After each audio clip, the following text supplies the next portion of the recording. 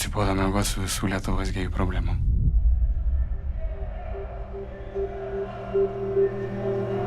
Jau antrus metus iš eilės Vidaus reikalų ministerija nušvis vaivorykštę.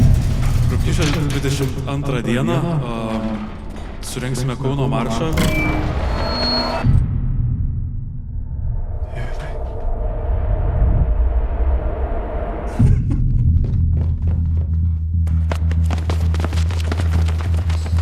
Pamaiškit tą policiją.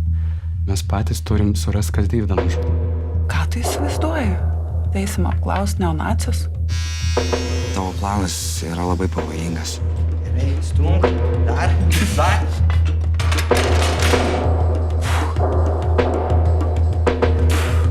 Dažnai būni čia, ne?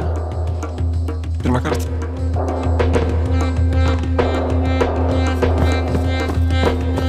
Andriau?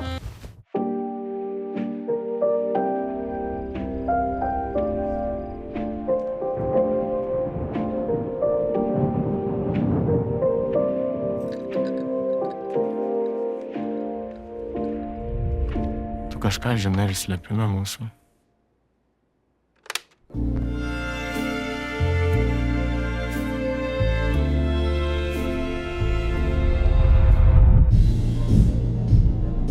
Dabar man Kaunas primins ne tik tave, bet ir Deividą, kuris beje